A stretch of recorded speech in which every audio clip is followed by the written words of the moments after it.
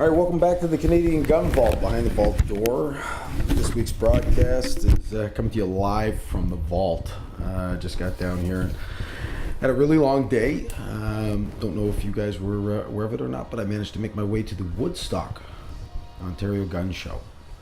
And for those of you that haven't been, I got to tell you right out of the gate, fantastic. If you love vintage, memorabilia with your guns, this is definitely the place to go. In Ontario, we have what I believe to be one of the most incredible hidden gems in the firearm community, and that's the gun show. And you'd think that'd be a no-brainer, like that there's absolutely no way that, if you lived in a town where a gun show came through and you were into guns, that you wouldn't go.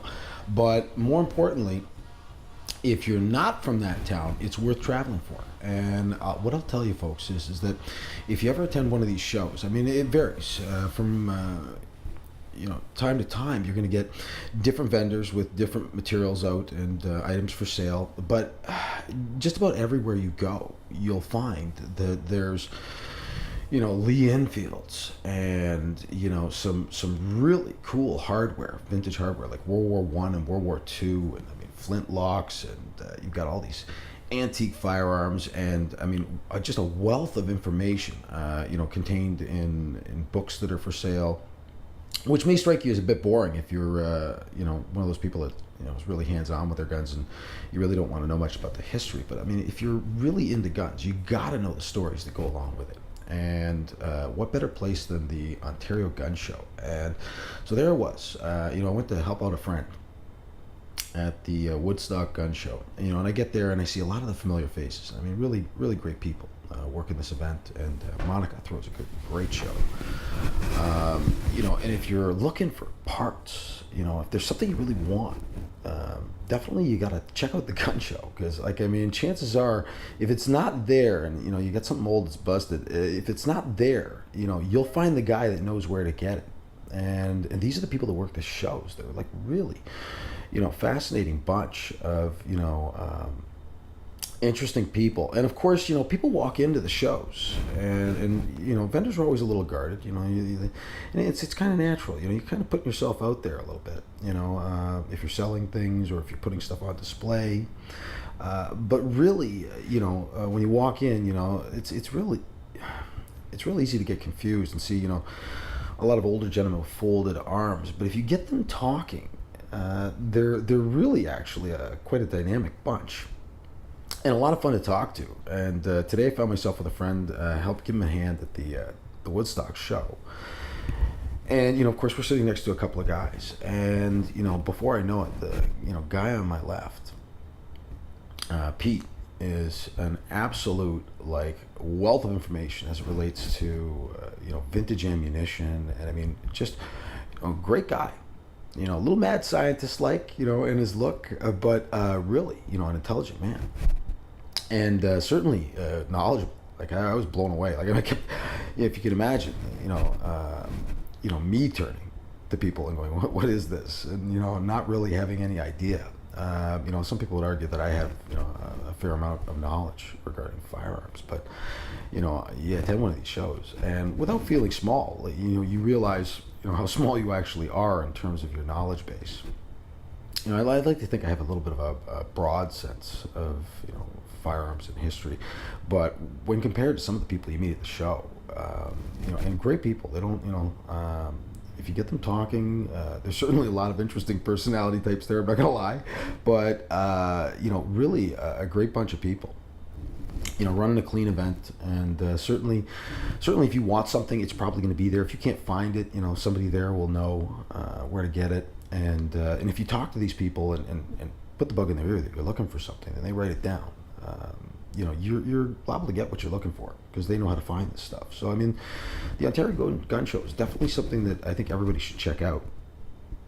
And certainly seeing things on display. If you ever had an interest in seeing and handling some of these great firearms that you read about, some of you guys out there on the the Instagram page and Facebook, I hear from you people saying wow, that's really neat. What's that like? And is it as cool to shoot as it looks? And the Ontario Gun Show is a great place where you might actually get a chance to handle some of these terrific guns and buy them, and to know the people that have them for sale. And certainly, if you're looking for vintage memorabilia to go with your guns, I mean, if you're already into guns and you love owning a Lee Enfield rifle, well then get yourself a bayonet, and a period correct sling to go along with it. And hell, like at the gun show, you might get like a World War One,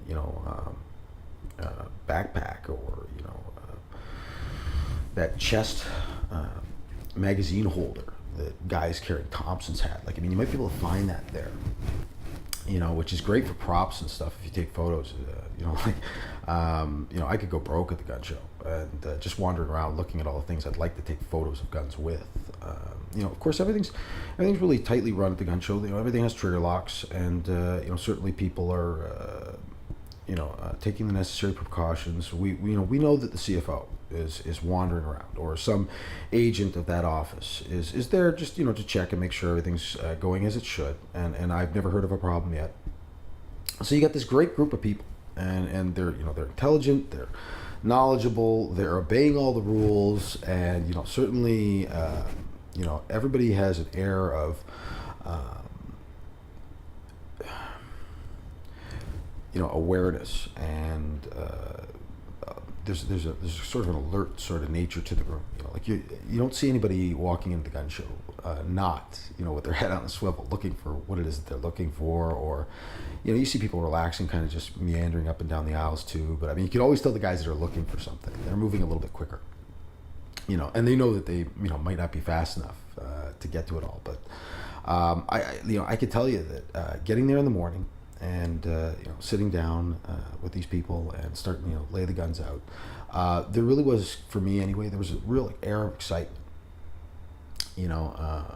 Would you sell anything? Would you talk to some people? I had a lot of things running through my brain, and certainly I was looking forward to having some fun. And I wasn't disappointed. Some people came in to the gun show and said hello to me and recognized me, and I thought that was fantastic. Like, I really don't want to downplay that. Like, for me personally, to have people come up and thank me, say hello, say they recognize me, to hear good things from these people that are really making some great conversation regarding firearms legislation. I mean, this is where the ideas come from. That's why I put a couple of the boys on the spot today. I'm not going to name names, but I said, what should I do for tonight's podcast? And they kind of looked at me, and I knew I kind of maybe pushed the envelope a little bit, because they kind of looked at me, well, yeah, we were excited to meet you. I didn't think we'd be coming up with tonight's podcast subject, but I had such a great time meeting these people. And talking about firearms and how we'd like to see change, and without it being dry, and having some fun, meeting people that appreciate you is always something that makes you feel good. And I couldn't resist thanking people on the Instagram page right away, and letting them know that it really was important to me, and I really did appreciate it. So anyway, moving a little bit along, I got to tell you, being at the gun show, you see this fantastic display a lot of times of vintage firearms that people have collected. In addition to the ones that are going for sale, there are ones that inevitably there are not, and they're brought along and they're put on stands, and for the people that are right into their guns and who can appreciate that Sharps rifle that is like 2 feet to my right, and that to know that this is like one of those cool vintage items, and looking at it, seeing it in such fantastic shape, and knowing that that's exactly what it looked like when it rolled off the manufacturer's floor, like over 100 years ago. It was really, for me, kind of exciting to be that close, to history. I mean, if you walk into any museum, anything that's really, significant is usually protected by glass or some other means. But like the ability to handle, the gun that was carried by a man in World War One, and to know that the ammunition that he used is, you could buy that too. Just recently, within the last few months, I met a young man by the name of Paul, and his handle on Instagram is Canadian Gun Lover, And if you haven't checked out his Instagram page yet, like, I mean, this kid has grown like so fast. And quite honestly, you know, at the risk of sounding like a father figure, like, I'm so proud of him, you know, from moving along. And for me personally, like, to watch him go in maybe like a month and a half or 2 months to, you know, 12,000 plus subscribers, you know, I'll be the first to admit, give him a little nudge in the beginning because I really believed in what he was doing. Like, he had a fantastic eye with a camera, and I met him, and he really knew his history and the significance of firearms, and he really seemed to believe, you know, that the Canadian Gun Vault initiative was, you know, a really positive thing, and to sit down with him and to talk with him and to shoot guns with him was actually just so cool. To speak to somebody on that level, that I knew that I could count on this man to get involved in anything that we generated that was going to further promote the community. And so, you know, to sit down and, you know, spitball with him a little bit, definitely we're going to end up working together soon. I'm looking forward to doing some videos with the Canadian Gun Lover, amongst, you know, some of the other great people in the IG that I'm looking forward to meeting. You know, promised some of the boys today that I would get out to the range at them at some point. I'm really looking forward to meeting a lot more people and having some, you know, meaningful discussions on the subject of, you know, firearm legislation and change. And, you know, it's important that we get the word out. So if you haven't gone to the Instagram page or the Facebook yet and followed, really love for you to do that, because we're doing some fantastic things on the Instagram. That's my belief. I'm having some fun with it. You know, it's really become something of an exciting sort of adventure to come up with new things every day. And I think that people, you know, maybe don't realize some of the work that goes into it. You know, I wish it were as simple as, you know, having guns at my house and just being able to take pictures, but it doesn't work like that. I mean, there's a lot of traveling involved, and you know, and I love doing it. I don't mind going from place to place to photograph great pieces of history and or, you know, really cool gear. You know, got to throw it out there. Like, Canadian Gun Works out in Ajax is awesome. Great bunch of guys. I'm totally thrilled with you know, the staff there. They, you know, they've got some room set aside on a wall for vintage firearms that they're going to put on display. You know, I'm jacked to see that the gun stores have clued in that those types of items should be there. And you know, there's a few people there that really seem to appreciate firearms in a very deep sense, and very friendly, very knowledgeable. You know, good selection of guns. Small store, and I mean, everything big starts off small. I expect that they're going to do well, and you know, it was a big week for me. I managed to make my way down to Firearms Outlet Canada and spend a little time there with Fred. And I gotta admit, you know, Fred has vision. There's no question in my mind. They're building right now a new store that is going to also be a shooting range as well. The layout, I love the layout. I love what he's done. I don't see it yet. Like, I mean, they're in the process of building there. They've got, you know, it's roughed in, and they're doing the plumbing, and they got a little bit of a delay. But I mean, I think they're looking at a opening in December, and that range is going to be operational a few months later, hopefully. And just looking at what he has going on there, I'm really excited for Firearms Outlet Canada. I dig the staff there.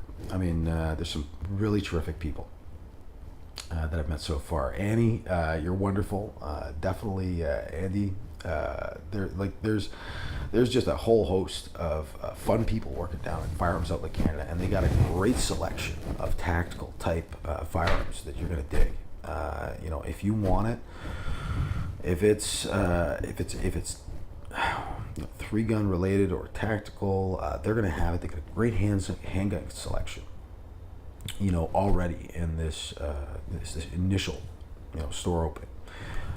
When they move into the area that they've set aside now, that space is going to be phenomenal. I'm really looking forward to seeing that go up. I've talked with Fred about a number of things, and certainly he's got definitely my vote for a pretty progressive firearm store.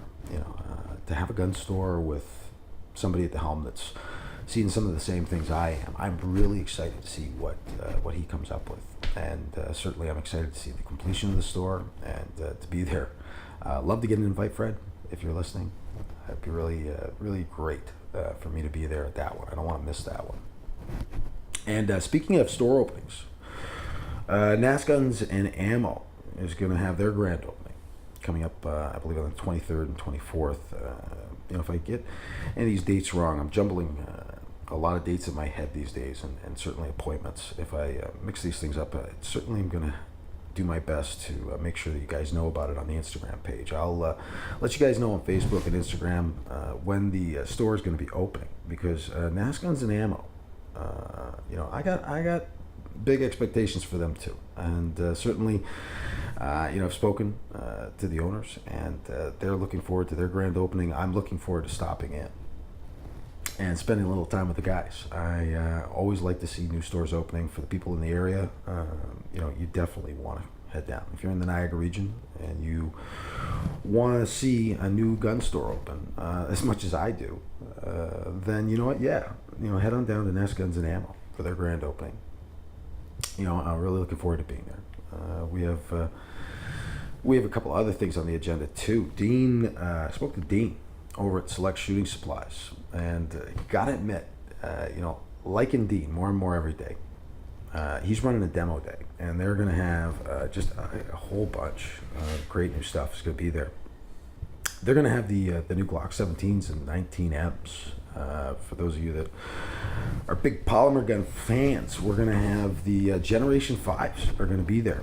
And if you want to pull the trigger on one of those, see them operate, here's your opportunity, along with the very first Savage MSR Recon in Canada.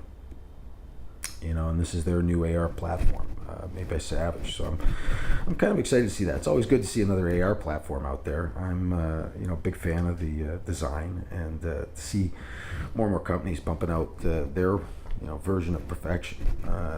It's going to be interesting to see what they come up with. And then my favorite, hands down, for the day is going to be the Evo Scorpion, and the Sig Sauer MPX are going to be on the same line. So if you've ever wanted to try, the MPX or the Evo Scorpion, they're going to be there. Those two guns are going to be on the bench and available for you to shoot. Dean from Select Shooting Supplies has certainly brought a great lineup. I'm looking forward to making that one. And again, that might be the same weekend, so you may want to block off the weekend of the 23rd and 24th. I believe that Dean's event's going to be on the 24th. That he'll be fronting that, and I mean, I can't imagine there's any shortage of people that are Glock fans that are looking to see whether or not the Gen 5 is going to come through. I mean, there's a lot of debate whether or not the 4 was living up to its expectations. I'm a Gen 2 kind of guy. If I can get my hands on a Gen 1, if you guys haven't seen a Gen 1 Glock, it basically looks like somebody grabbed a handful of silly putty. There's really nothing to lock your grip into the gun. And the biggest complaint back then, I think, was that if the gun got wet, it would slip out of your hands. I'm sure there were a lot of guys out there that were used to more aggressive checkering style, and so to have a gun that really didn't have any stippling in it or any kind of grip surface that would bite into your hand, a plastic gun when people were used to holding steel might have been a little bit of an exciting adventure if the gun got wet. But looking forward to what Dean's going to put together there from, Select Shooting out in Cambridge. If you haven't been to that store yet, that's another one that you definitely would want to go and look at. I mean, it's a really clean, nice, simple layout. Certainly spending a little bit of time in there. You can find everything pretty easily. It's not that big of a store yet. I think that Dean has got himself in a fantastic location in a really sweet little part of what I would call heritage Cambridge on Argyle. And, I headed down there, and, they made me feel right at home. And I was pretty pleased. It's always good to see. And I mean, they've only been in operation, I think, for the last 5 years or so, or maybe longer. I don't know. I think that I joined Galt, and I met Dean through Galt channels, and so he may have well be in operation longer, but I really like what he's got going on down there, and the staff treated me well. The prices seemed reasonable, and certainly throwing on a demo day, he's winning some brownie points with me. I'm very glad to be invited to that. Very very happy to attend, do a little bit of shooting, and so we'll be there probably on the 24th, and we're hoping to see you guys there. It's one of those things where, again, an opportunity to perhaps share some ideas and put a few things out there for everybody to digest, and do what we're all supposed to be doing, shooting. I find myself pulling the trigger on the camera these days more than I do on guns. So you guys are going to have to forgive me in the video if I'm missing, in the YouTube videos. And we've put off on filming for a little bit. We needed to regroup. Certainly we faced a few sets of challenges in the last couple of months, regarding filming, but we're going to get back to filming. We've got some exciting things coming up, so we're really hoping that you guys will pay close attention to what's going on with the YouTube videos. We're going to be releasing some more soon, and we really hope that you enjoy those. I'm having a lot of fun doing them. The podcasts for me are exciting too, although it's there's an entire process. I mean, I set up, and first I gotta see if there's battery life left in the thing before I begin, and that they're speaking into the right microphone. So to actually do the podcast is a funny kind of exercise and ritual, setting up, and then of course, if I manage to tear one off, I'm really happy if you guys are willing to listen to it. I don't profess to be somebody that's interesting to listen to, but I'm really enjoying the idea that you guys like these, so I'll keep putting them out. Anyway, it's we're running into about 22 minutes here, and I hope you've enjoyed this week's episode of the Canadian Gun Vault Behind the Vault Door podcast. This is Mark Marley, and I'm hoping that you guys had a great weekend and a good night.